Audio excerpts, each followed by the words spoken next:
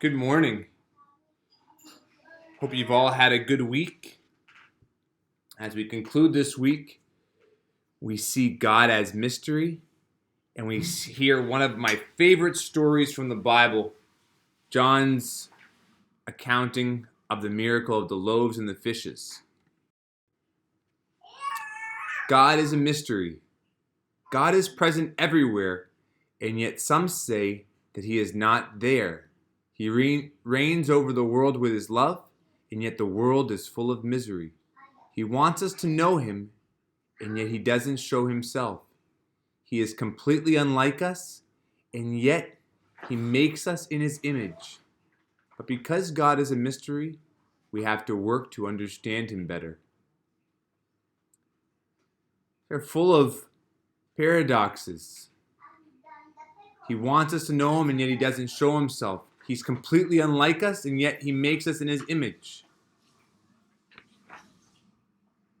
But we know God's deep love for us because he sent Jesus down to be with us, to live and to serve and to give us an example. St. Ignatius encouraged his followers to find God in all things. I think that's part of what this is asking us to do today, recognizing that we can't see God in everything, but if we look, we can see her in those places. In today's gospel from John, we hear the story of Jesus speaking to a large crowd, and we see the miracle of the loaves and fishes. The gospel according to John. Jesus went across the Sea of Galilee. A large crowd followed him because they saw the signs he was performing on the sick. Jesus went up on the mountain, and there he sat down with his disciples. The Jewish feast of Passover was near.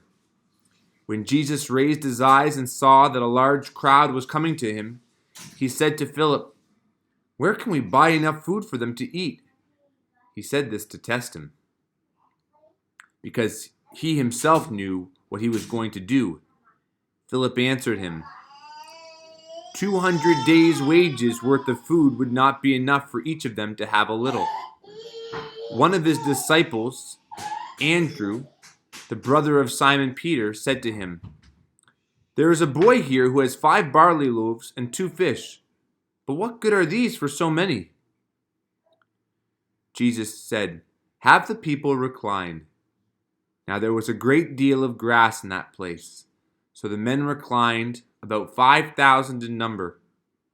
Then Jesus took the loaves, gave thanks, and distributed them to those who were reclining, and also as much of the fish as they wanted. When they had had their fill, he said to his disciples, "Gather the fragments left over, so that nothing will be wasted." So they collected them and filled 12 wicker baskets with fragments from the 5 barley loaves that had been more than they could eat. When the people saw the sign he had done, they said, "This is truly the prophet, the one who is coming into this world." Since Jesus knew that they were going to come and carry him off to make him king, he withdrew again to the mountain alone. The word of the Lord.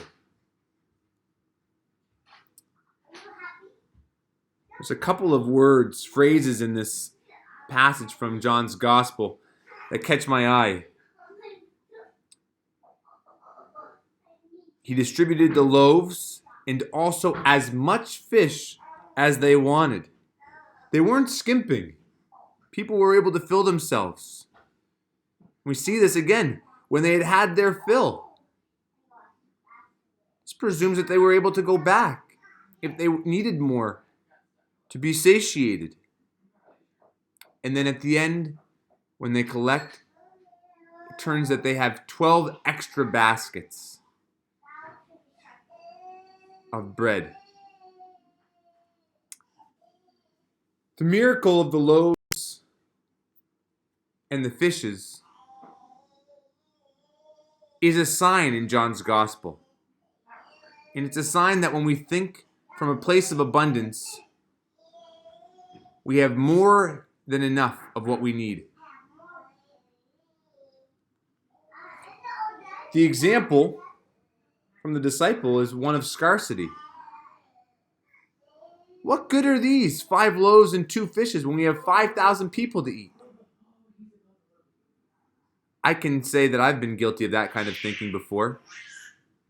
And yet, we can learn from Jesus' example that when we think out of abundance and we emphasize the gift of sharing, that we do have more than enough.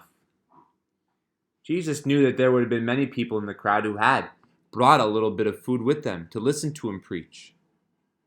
And by using his example of sharing, others were willing to share what they had with their neighbors, some whom they would have never have met.